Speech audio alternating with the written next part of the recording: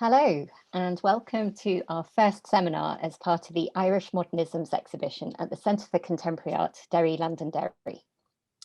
I'm Catherine Hemmelwright, the Director of CCA, and I co-curated this exhibition with Matt Rietelich, independent curator and person behind modernist.ie on Instagram. Do check it out. The exhibition features new and existing work by 5 NI artists influenced and referencing the legacies of modernism in the North, including James Ashe, Rachael Campbell-Palmer, Ben Weir, Phillip McCrilly, and Grace McMurray, who is part of the Turner Prize nominated collective Array. You can see more at ccadld.org, and the show runs until the 18th of September. This series of seminars invites artists, academics, architects, and more to introduce their personal areas of interest within modernism to you all. Our first seminar starts with the history of modernism on the island of Ireland, with Anna Liesching talking about artist Mainie Jellett and Dr. Fionna Barber on Deborah Brown. Anna is a curator of art at the Ulster Museum, National Museums NI. She's primarily responsible for the National Collection of Works of Art on Paper, the Arts Council of Northern Ireland Gifted Collection, and Trouble's Art Archive. Her two main areas of research focus on redressing the underrepresentation of women artists from 1750 to present, and the essential role of artists as activists, recognising art as a facet of the material culture of social history. She's co-convener of the Northern Irish Art Network, a Tate and Paul Mellon-funded research group. Dr. Fionna Barber is reader in art history at the Manchester School of Art and research degrees coordinator for art visual culture. Her research interests are contemporary and 20th century Irish visual culture, feminist art history, contemporary women's painting, and a range of issues in 20th century modernism, including nation, memory, and identity, and gender performativity and embodiment. Most recently, she's curated the exhibition Elliptical Affinities, Irish Women's Art and the Politics of the Female Body, 1984 to present, at Highlanes Gallery Drogheda and Limerick City Gallery of Art. Each speaker will present for around 15 to 20 minutes. We'll then be having a screen break of around 10 minutes, and then we'll be joined by Dr. Catherine Milligan to facilitate our discussions with yourselves and all of our speakers until around 2:30. If any burning questions arise during the presentations, you can put them in the chat to questions for Laura.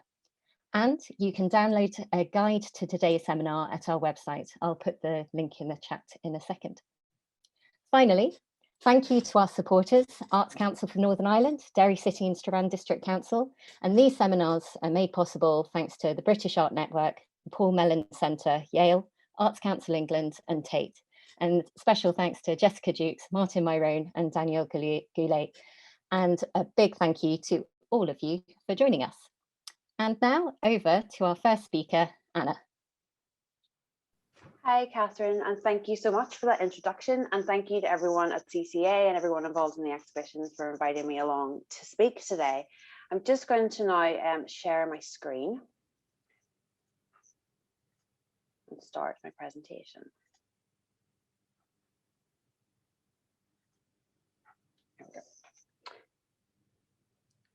So as Catherine said, my presentation today will explore the work of the artist Mainie Jellett. When I was asked to speak as part of the programme for Irish Modernisms, the timing could not have been more perfect because I'm in the middle actually of a research for an exhibition on Jellett that will open in October in the Ulster Museum. And though Jellett is an artist I have been very familiar with throughout my curatorial career, her paintings are central to our Irish art collection, and I've spoken and written about her many times. The research process for this exhibition has actually been a journey of personal discovery, and mostly the discovery of questions. For me, it has been it has been a physical discovery. We hold a collection of over 200 works on paper by Jellett that have never been on public display. I am currently going through the very involved process of fully cataloguing and dating each of these drawings that span her very short but very prolific career. It has also been a journey of intellectual discovery, as it has caused me to question why she is seen as the woman who brought modernism to Ireland, what her influence has been on artists since then, especially on women artists, and also the idea of what do we even mean when we say modernism. This painting, Decoration, is considered one of the first abstract modernist paintings that was displayed by an Irish artist in public in Ireland in 1923. Its unveiling in a group exhibition at 9 St. Stephen's Green received incredibly negative reviews. The Irish Times reviewer stated it as an unsolvable problem, and A.E. Russell, the artist, in the Irish Statesman said, "We find Miss Jellett a late victim to Cubism in some subsection of the artistic malaria and as the creator of a subhuman art." This work from 1922 in the Ulster Museum collection was also possibly shown in that show, and I'm currently investigating that. So Decoration is an abstract representation of the Madonna and Child, and I will talk more about this religious aspect to her work. It uses the techniques of translation and rotation, the mirroring and rotation of planes within the pictorial frame to create abstract compositions that Mainie explored in detail when she studied with Albert Gleizes. Now, when I speak of Jellett's relationship with Gleizes, I am deliberately using the word with and not under, as often with Jellett, she is spoken about in the terms of her association with her male tutors. She herself wrote about these 3 revolutions of her work, assigning each revolution to a period of study, connecting them to these tutors. But sadly, those connections have never really left her when we talk about her. And this relationship with Gleizes was far more collaborative, and we know from his writing that he felt the same. And as Dr. Fionna Barber has spoken about in her book, Art in Ireland, since 1910. So Jellett and her friend Evie Hone went to Gleizes in 1922, asking him to teach them. And he was initially reluctant, but in the end, this ignited a fruitful exchange of ideas and discussions that went on for 22 years until her death at the age of 46. And Jellett's journey to this point of abstraction actually started in Dublin at the Dublin Metropolitan School of Art in 1914. She was briefly taught by Orphan before he left to begin his duties as a war artist. Before that, she had received quite a lot of drawing instruction through her governess-led education and was taught by Elizabeth Yates and Mary Manning, among others. Her mother, Janet Mackenzie Stokes, believed in a varied and explorative education that exposed her 4 daughters, of which Mainie Jellett, or Mary Harriet, was the eldest, to a variety of teachers of contradictory beliefs than that of their unionist father, William Morgan Jellett. Following Dublin, Jellett was encouraged to go to the Westminster Technical Institute, where under the Sickert instruction of that time,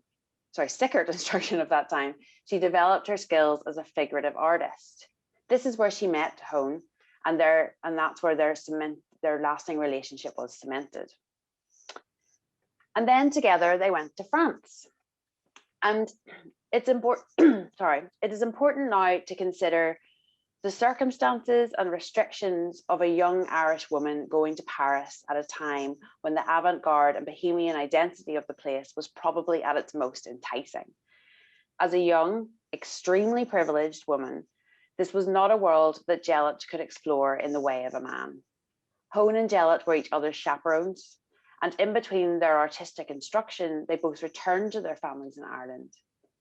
And I think this is something we really need to remember when we look back at the impact that she had and her confidence and her energy when she returned to Ireland, bringing and championing modernism. In France, she was exposed to a world of art she could not navigate with the ultimate freedom and experimentation of her male counterparts, but she still managed to be somewhat revolutionary in her practice and her ideas. So in Paris, Hone and Jellett were initially with the Cubist painter André Lotte. This work from the Ulster Museum collection is from that period, and it demonstrates a very safe form of abstraction.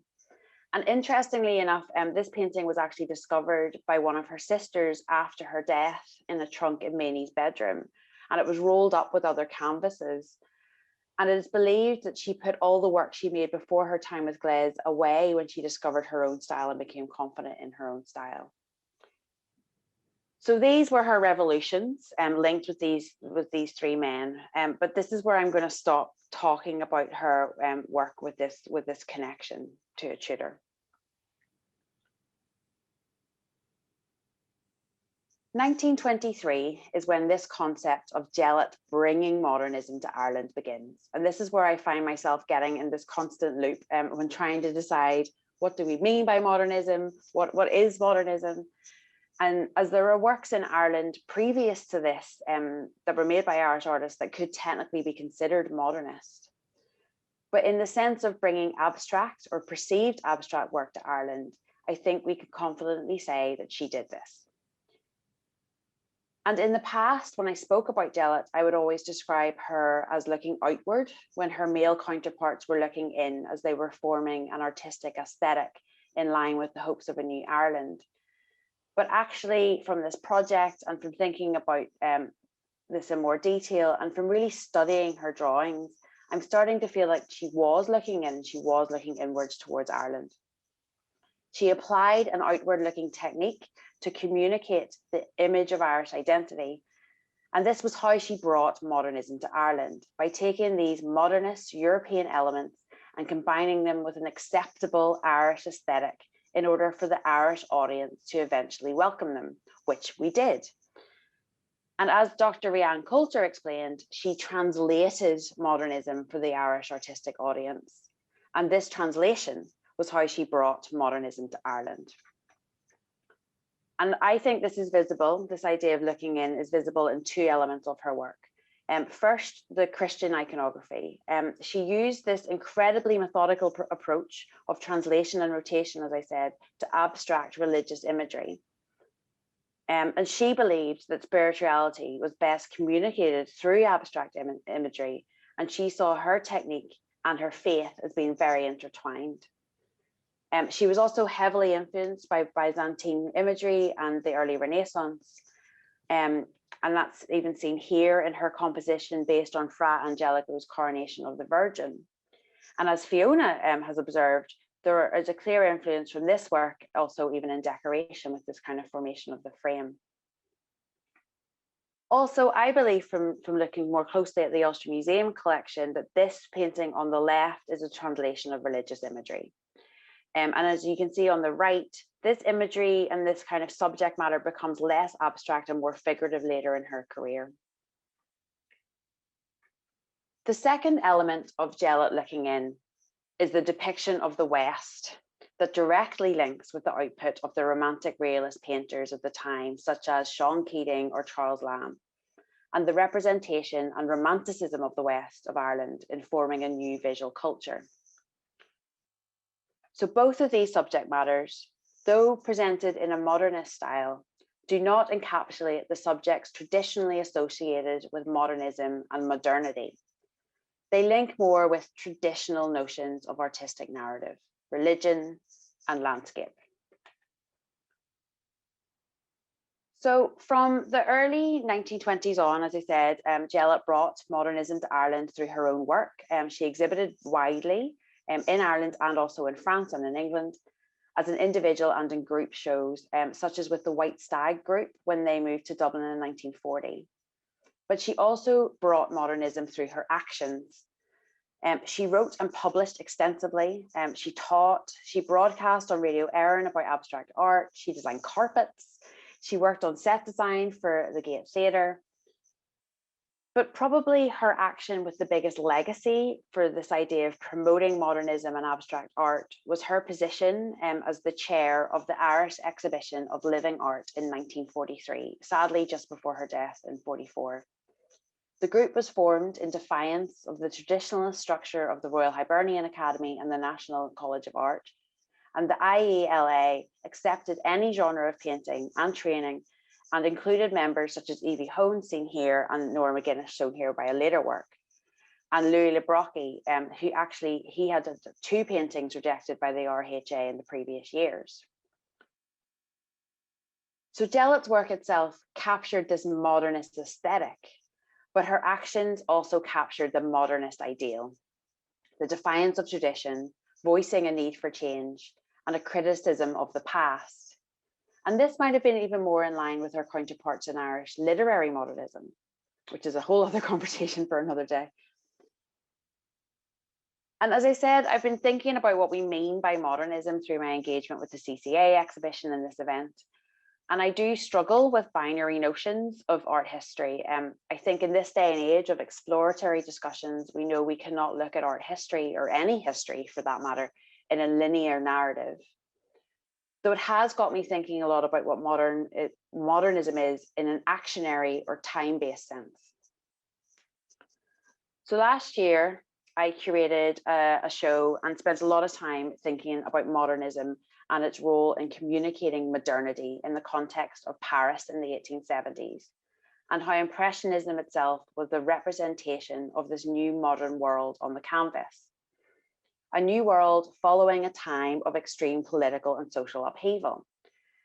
Aside from the new techniques of mark making, it was revolutionary for a viewer of art to see a painting of their own lives presented back at them as it was being lived. And of course, there were political, social, and technological advances that fed into Impressionism. And there are known parallels between what became known as the first Impressionist exhibition in 1871, an exhibition breaking away from an academy system, with the Irish exhibition of living art. Even the name living art captures this. And for me, I think that modernism is really about timing. It evolves at a time of a newfound freedom, or seeking of a freedom when you think maybe about the North, and provides artists with a space to explore that freedom. And when we look at how the artists of the new Irish Republic chose to explore that newfound freedom in order to create the new Irish aesthetic, you could maybe argue that they themselves didn't break away from the established system. Though they were creating a new state, they were creating a state that mirrored and recreated the cultural institutions of the colonizers they had just broken from. And it could be argued that this is quite an unfair statement, as we still know in 2021, it is hard to break away from an art system that is so ingrained in imperialist and patriarchal structures of power. There is a lot, obviously, more to unpack around the politics of the time, and I will also signpost Fiona's book again for this. And the Irish exhibition of living art did not fully break away from this system either. It had its criticism for still being an elitist exhibition system. And at the time, it was also criticised for encouraging outside influence, mainly the influence of British or French art. But as Dr. Rachael Kennedy put in her essay on Lot's Wives, this was maybe more of a misogynistic criticism. And the exhibition, as she said, was misunderstood as a sort of cultural colonialism. The Independent Artists Exhibition Society was actually set up in retaliation to the Irish Exhibition of Living Art in 1960. And as Kennedy goes on to discuss, the founder of the Independent Artists characterised the contemporary Irish elite as female. He undermined their support of modern art by associating them historically with the bourgeois housewife, a well-established method of undermining the individuality of women artists, as even seen in this phrase, Lot's Wives. And I think we can be confident that any kind of inaccessible exhibition system was not Jellett's intent. She saw that cementing Ireland in an international narrative and looking outward was part of nation building. And the Irish Exhibition of Living Art captured this idea of modernism, beyond purely displaying modern works, but through showing and championing artists exploring their freedom to express their creativity with no restrictions. And also, to kind of contradict myself and go back on myself again, I think it can still be said that she was looking out when so many were looking in. And I think it's something that could be said about many women artists of this time, and women Irish artists in general. So Jellett's support of modernism and championing new art was also evident in her relationships and support of individual artists. She advised for Derry-born Nora McGuinness to go to Paris to study under Lot, or study with Lot. And she was a huge supporter of Jared Dillon, encouraging him to open his first solo show at the Country Shop in Dublin in 1942. And I just want to take a little moment to present a counterpoint to Jellett in the Belfast painter Doris Blair, who had received a scholarship to go to Paris just before war broke out, and that kept her in Belfast in 1939. And she spent the rest of the war, as you can see in this middle image, capturing the life of wartime Belfast. She was an incredibly accomplished painter who did eventually get to travel and explore modernism on her own way. But I often think when looking at her work, would she have, and if she had got away in the 1930s or had the same privilege as Jellett, would she be part of this narrative of Irish visual culture in the same way as Mainie Jellett? I think this quote from Bruce Arnold, who was the curator of the Neptune Gallery, actually where most of the Jellett works in the Ulster Museum collection come from, perfectly captures how Jellett has been widely considered in the history of Irish visual culture. This is from the 1987 National Gallery of Ireland Irish Women Artists Catalogue. Mainie Jellett was the single greatest force for change in art in Ireland between the two world wars. She bestrode those decades as a giant figure. She defined an aesthetic of abstraction and evolved its association with Christian art. She explained tirelessly the importance of art in the home, the factory, the office. She entered the minds of those who listened to her with a penetration that was exhausting and stimulating at the same time, and she was relentlessly intrusive. Lectures, radio talks, letters to the papers, introductions to exhibitions, public meetings to promote art, teaching at every level, and an endless round of discussions with friends, pupils, acquaintances, critics, enemies, colleagues were the hallmark of her daily life. The fact that a woman has been at the centre of the history of Irish modernism is incredibly important, and that's no matter your considerations of her paintings or her station in life. As I said, and as Catherine said in my introduction, redressing the underrepresentation of women in art history has been the centre of my own curatorial practice and the curatorial practice of many others. We strive to go back to the narrative of art history and reveal the hidden stories of women artists, stating how they've always been there. But with Mainie Jellett, there has not been the need to do that in the same way.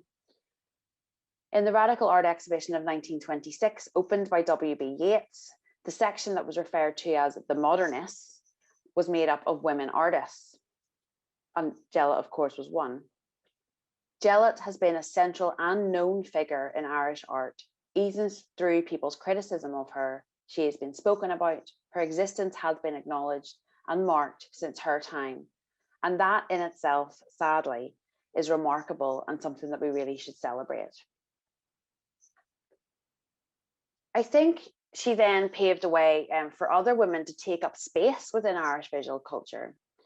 Dorothy Walker wrote of this and how in the following years from Jellett's time, there was a woman curator of the Hugh Lane, 2 women created the art history department in both universities in Dublin, one of whom, Anne Cruikshank, became a curator at the Ulster Museum and formed the post-war collection for what the Ulster Museum is now known. Cruikshank was one of 3 women who were central to the Northern Irish modernism in the 60s, along with Alice Berger Hammersag, shown here, and Deborah Brown, who we'll have the pleasure of hearing more about from Dr. Fionna Barber. And to take a moment to bring us to now and look at the CCA show, when we look at the works by Grace McMurray and Rachael Campbell-Palmer, and though maybe not a direct influence, I can't help but think of Jellett when I look at them and her effect on our own visual culture, her modernist legacy. Though Jellett, of course, was not the first Irish women artist, but I do feel her impact was more about the change and defiance of tradition more so than just her painting. There were, of course, women artists before her who had a huge presence in Irish art. County Down born Sarah Cecilia Harrison, who briefly taught Jellett here on the left, and then Sarah Purser on the right, who, in Dorothy Walker's words, the sheer intensity and energy of her professional stance as a painter gave an impetus and reality to the idea of women as painters, which immensely helped the recognition and easy acceptance of later women artists like Jellett. Sadly, though, following Jellett, and as we move into the mid-20th century and beyond, women artists have not been at the centre of this lasting narrative around Irish modernism, even though they were central to the actual activities, especially in the north. There's probably no coincidence that the institutions central to this, such as the Irish Exhibition of Living Art, became male dominated as you go into the late 60s, early 70s. And the likes of Brown and Hammershimig have not been held as central to our narrative of visual culture as she has, though of course Fionna has done a lot of work to change this. But I am hopeful when I think that compared to my peers in other countries, I have personally had an arts education, even at primary and secondary school age, that's centered on women artists. And I only realized this was unusual whenever I became a curator. And the Ulster Museum's art collection in itself has a higher representation of women artists compared to most national. And mostly that's because of the Irish collection and this conversation around Irish visual culture. And I personally feel that we have Jellett to thank for that. And thank you very much for your time today.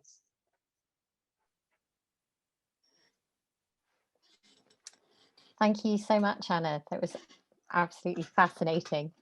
And we're going to hand straight over to Dr. Fionna Barber, and over to you.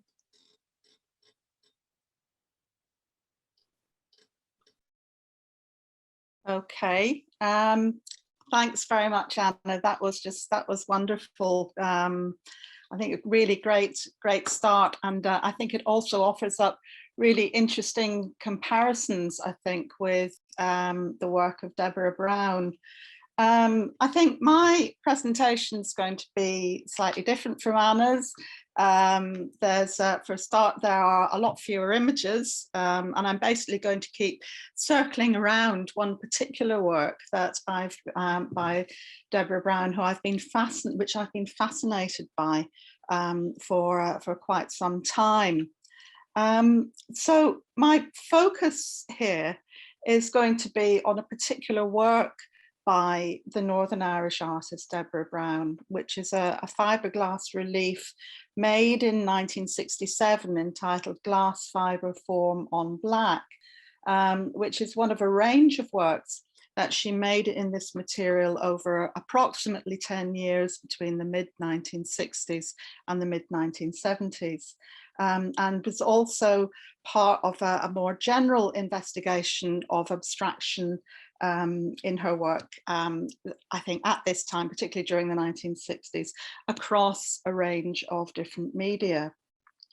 However, I also want to use this discussion to maybe open up some questions that might be particularly relevant to some of those raised by this exhibition to which this event is connected.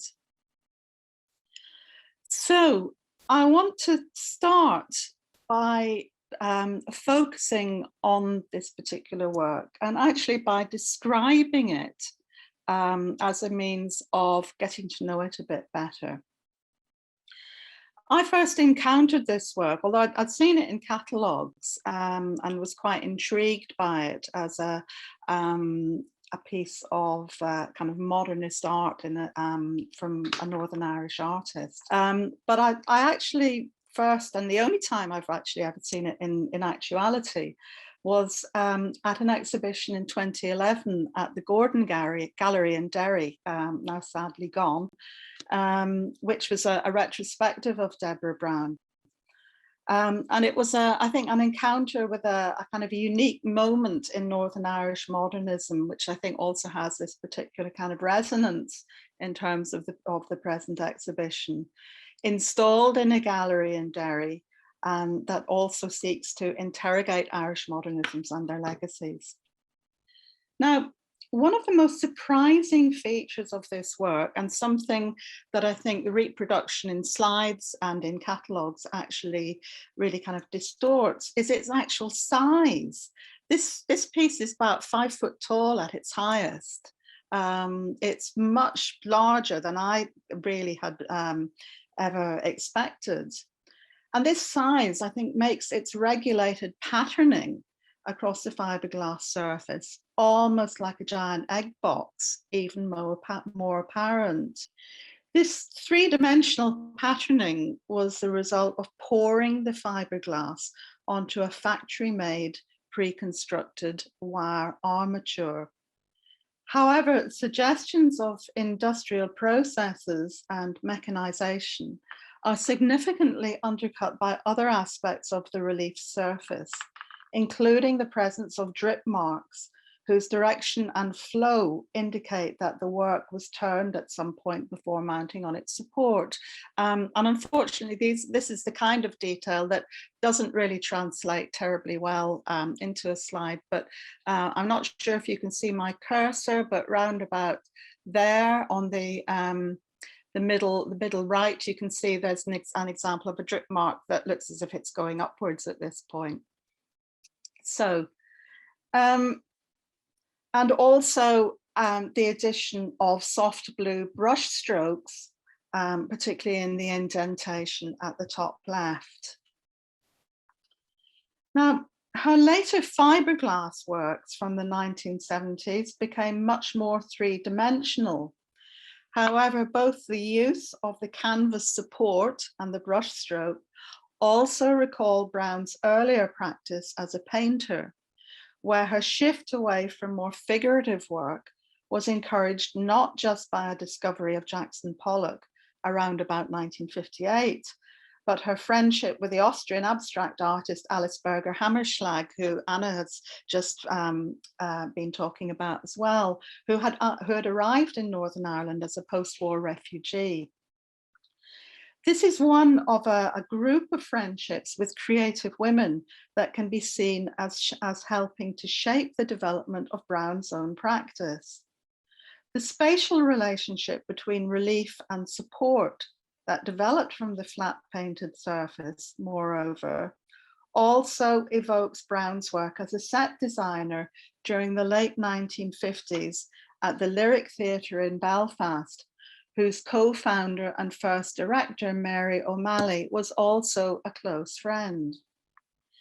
Now, it's important to be aware also that what we're looking at here is not how the piece would have originally appeared.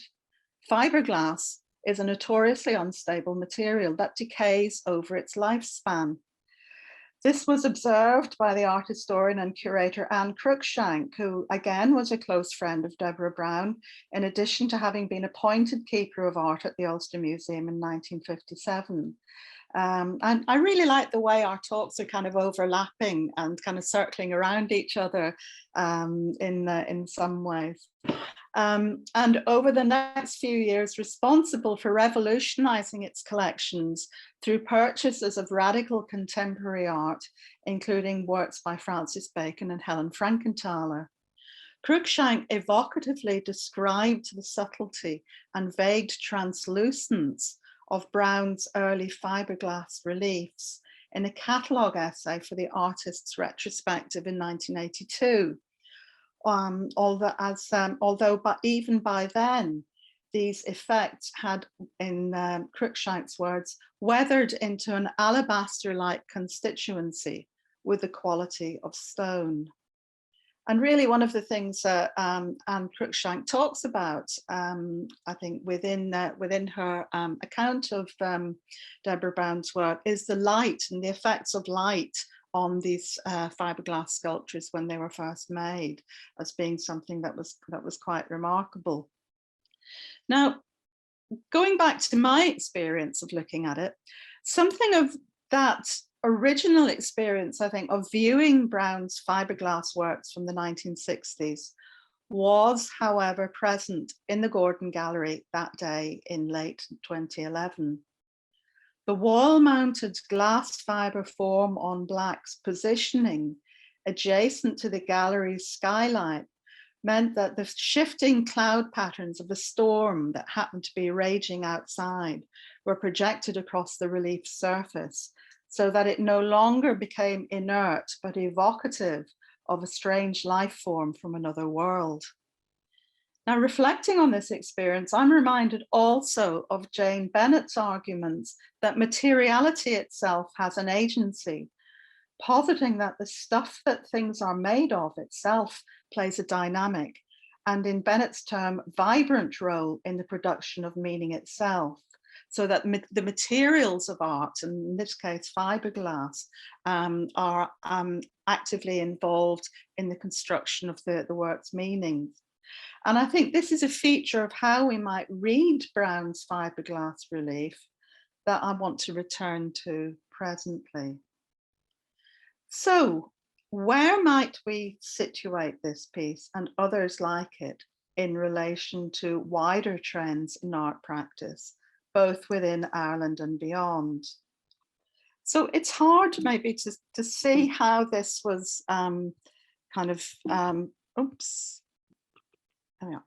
it's hard to see how this kind of fits within this kind of wider trajectory of modernist art that still in the 1960s perpetuated an expressionist view of landscape linked either to romanticism or to an empiricist desire to record. I'm kind of looking at singling out Nano Reid and Basil Blackshaw here as two examples of engagements with landscape in Irish art during the 1960s.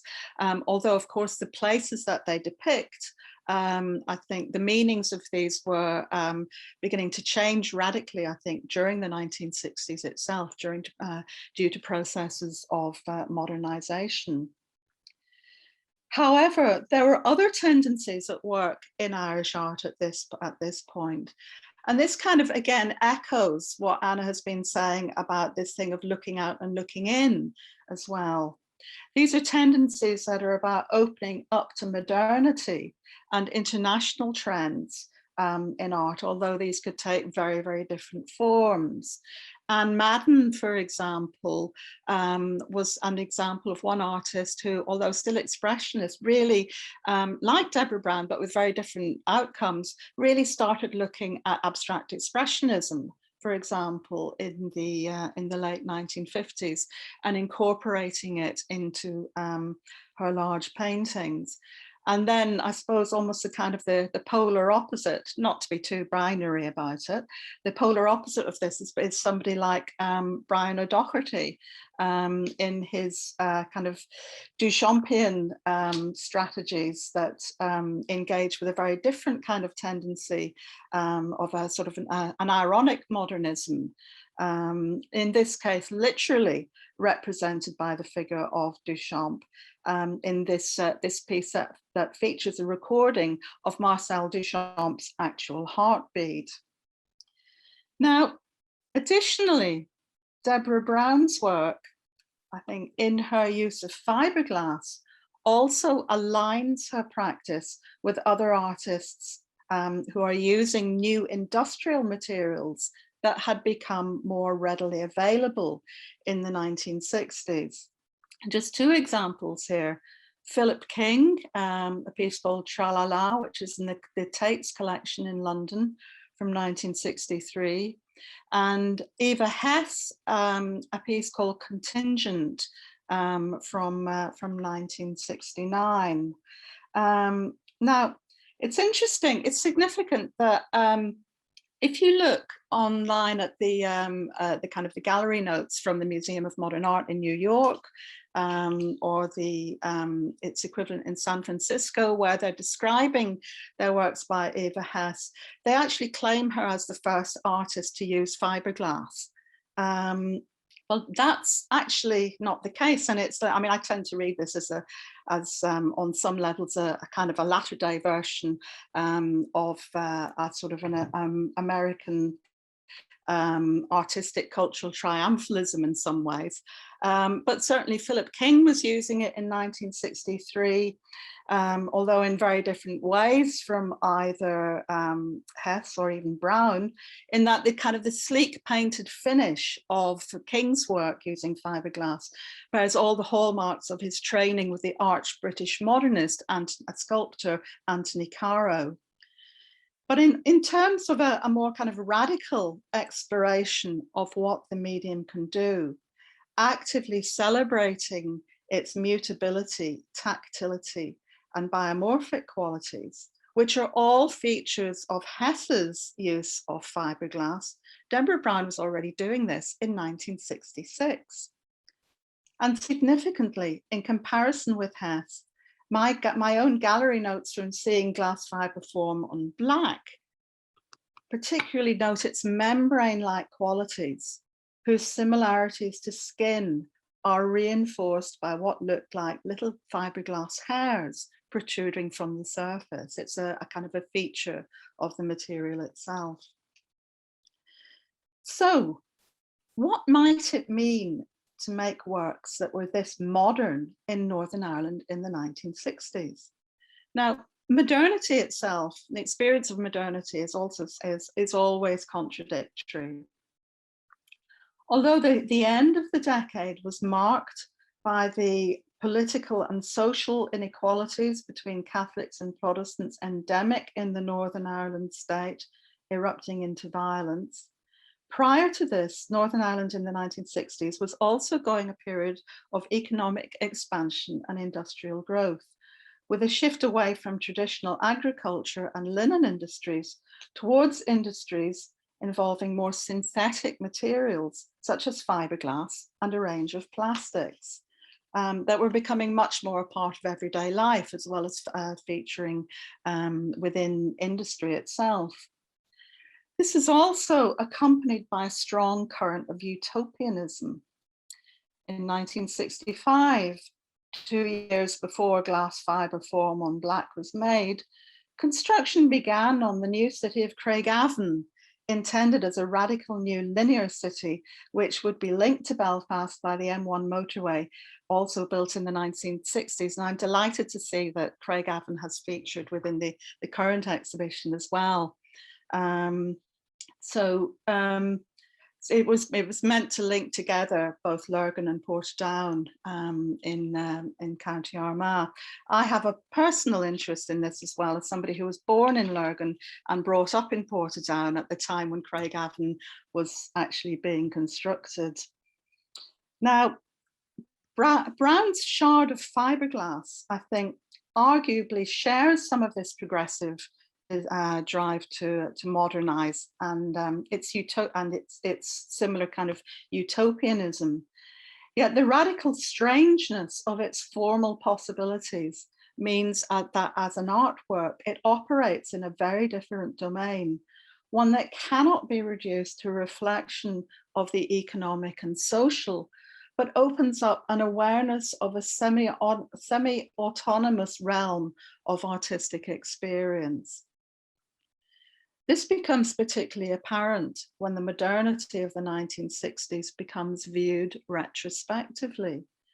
It is as if the process of material decay in the mutating fiberglass of Brown's sculptural relief, viewed so long after the moment of its making, itself embodies on some level the failure of utopianism in Northern Ireland. And Craigavon also was in decline by the 1970s due to the ongoing political conflict and economic disinvestment that accompanied it. And this is something that registers, for example, in Victor Sloan's photographs of photographic series of Craigavon from the start of the 1980s. So finally, given that this short inquiry is beginning to question how Brown's work might be read retrospectively in relation to modernity in Northern Ireland, how might a focus on the role of other creative women inform and situate her practice? This is partly the effective bonds of friendship with Berger, Hammerschlag, O'Malley and Cruikshank. But these were also relationships with a bearing on the development of artistic practice, evocative of a community of women in Northern Ireland across a broad spectrum of the arts during the late 50s and early 60s, which I think offers exciting possibilities for future research. It also raises other questions around history. A reading of Deborah Brown's work in terms of a gendered engagement with modernity, I think, also suggests interesting comparisons, again, with the earlier practice of Mainie Jellett, not just through their shared role as innovators within Irish art, but in terms of comparable instances of art's engagement with a flawed utopianism at very different political moments. Mid-1960s Northern Ireland and the role of art within post-independence Ireland of the 1920s. Just one more question, I think, opened up by the radical materiality of Deborah Brown's work at this time. Thank you. Thank you so much, Fiona. And thank you again, Anna, for your fascinating talks. Lots of food for thought there and some very nice overlaps. And finally, before the screen break, thank you again to our speakers and supporters and to the rest of the CCA team behind the scenes today, Laura McCafferty, Mel Bradley and Fiona Allen. Thank you.